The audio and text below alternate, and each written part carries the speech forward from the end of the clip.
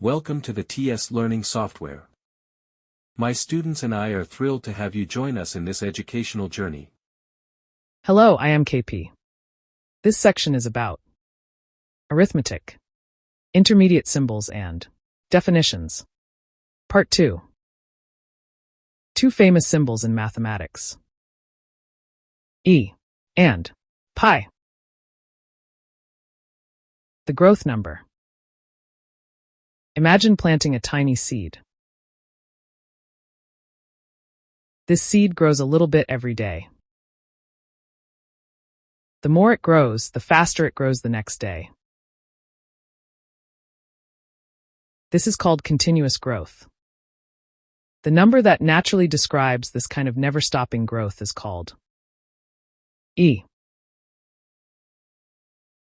It's called Euler's number because Leonhard Euler was the first person to use the letter E to represent this number. E is an irrational number, approximately equal to 2.71828. The circle number. Long ago, Archimedes carefully measured many circles of different sizes and discovered that no matter how large or small the circle was, if you divide its circumference by its diameter, you always get about 3.14.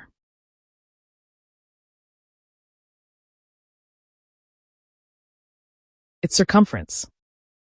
Its diameter. Circumference divided by diameter is always 3.14. William Jones first used the symbol pi in the 18th century and named it pi because it comes from the first letter of the Greek word perimetros, which means perimeter. Leonhard Euler later established it in mathematical calculations. Pi is an irrational number approximately equal to 3.141592. The implication symbol. It means that if we have one thing, we can conclude another thing. If you study well, then you'll do well on the exam. X equals 2. Implies x plus 3 equals 5. Plus minus symbol. This symbol is used when a number or expression can have a positive or a negative value. For example, when we write x is plus or minus 2. X can be 2 or minus 2. And when we write y minus 3 is plus or minus 4. Y minus 3 can be 4 or minus 4. Variable. A variable is a symbol that can change its value in a problem. For example, in the equation 2x plus 3y plus 4z equals 0. X, y, and z are variables. We have two types of variable based on their role in the system. Input or independent variable. Output or dependent variable. In the equation 2x plus 3y plus 4z equals 0.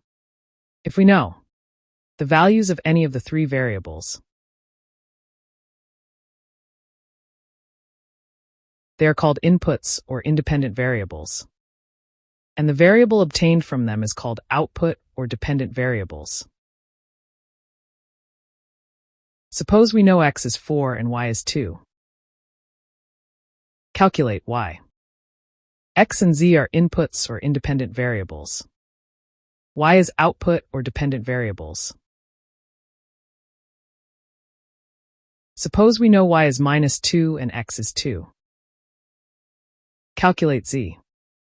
Y and x are inputs or independent variables. Z is output or dependent variables. We have two types of variable based on their role in the system. Quantitative. Qualitative or categorical. Quantitative variables. They are numerical values and can be measured or calculated. For example, number of books a student or a child height or weight. 9 books. 141 centimeters. 35 kilograms. Qualitative variables.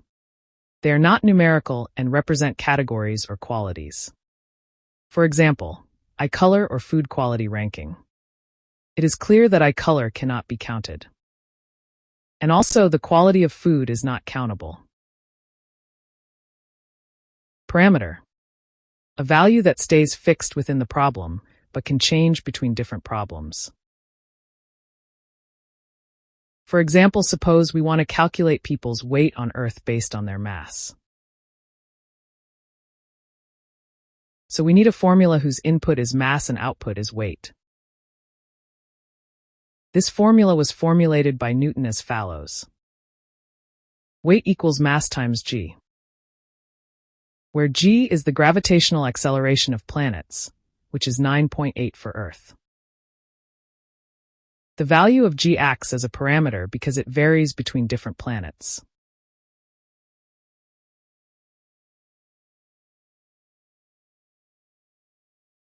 For example, a person's weight with a mass of 75 kilograms on these astronomical objects is equal to 735 Newton on Earth, 121 Newton on Moon, 277 Newton on Mars. Ratio. Ratio means comparing two like variables or two like quantities or two like value. A ratio can be written in three ways. 1 with a colon symbol. Example.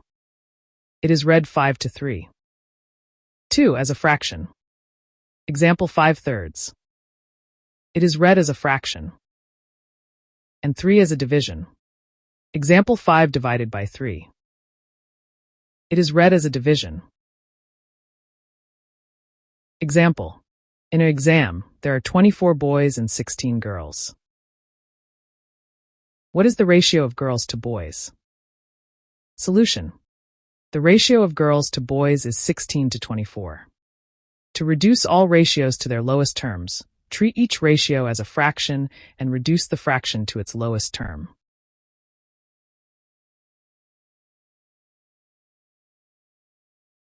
And the ratio of girls to boys is 2:3. It means that for every 2 girls, there are 3 boys in the exam. Don't forget the third part. Your effort is appreciated. Thanks for watching.